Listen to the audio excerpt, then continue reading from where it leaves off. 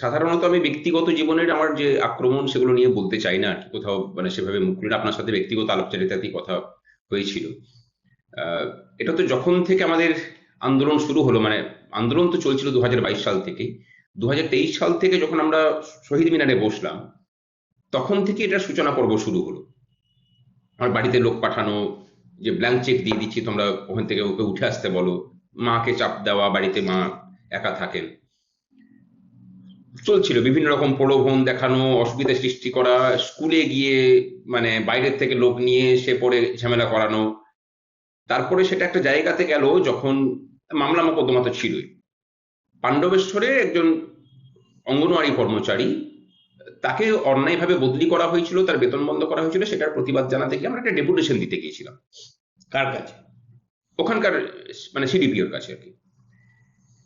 সেই ডেপুটেশনটাকে কেন্দ্র করে যেভাবে মানে তৃণমূলের সশস্ত্র গুন্ডারা, বালি মাফিয়া এবং কয়লা মাফিয়ারা ওখানকার এমএলএ নেতৃত্বে, মানে এমএলএ পিছনে ছিলেন আর কি, উনি সামনাসামনি আসেননি, আমাদেরকে বেদম প্রহার করা শুধু নয়, আমরা একদম সম্পূর্ণ অফ গার্ড ছিলাম। যদি জানতে পারতাম তাহলে তো আমরা প্রস্তুত হয়ে যেতে পারতাম। সেখান থেকে চেষ্টা ছিল যে আমাকে তুলে নেবে আর কি সেখান থেকে। সারাদিন থেকে মানে ওই রকম চলা, এবং তারপরে আমরা সেখানে একটা প্রতিবাদ মিছিল করেছিলাম। আমাদের আন্দোলনের ধরনটাই হচ্ছে যে যেখানে আঘাত হবে সেখানেই প্রত্যাঘাতের কি জায়গাটা ধরনের আঘাত করেছিল? আমাদের ধরুন শুভম, আমার গোটা শরীরে মার পড়েছিল, সুদীপ মানে সুবীরদার আঘাত, মানে শারীরিক ভাবে প্রচন্ড ভাবে মার খেয়েছিলেন, মাথা ফেটে গিয়েছিল শুভঙ্করের, মেয়েদেরকে তো যাচ্ছাদাই ভাবে মেরেছিল, কানে বন্দুক ঠেকিয়েছিল, বন্দুক এখানে গোজাইছিল, সেসব ভিডিও ফুটেজ আমাদের কাছে আছে। পুলিশ কোনো সাহায্য করেনি, পুলিশ আমাকে দাঁড়িয়ে একটু দাঁড়িয়ে পাঠিয়ে দেখেছে। হতো। হ্যাঁ, সেটা পাঠিয়ে দিতে পারি আমরা। সেসব ঘটনা ঘটলো, তারপরে 7 দিন পরে আমরা সেখানে প্রতিবাদ মিছিল করলাম প্রায়।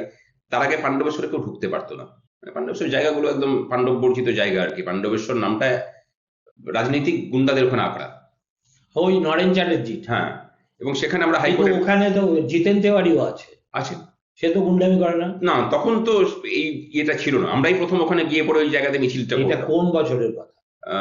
2024 সালের কথা।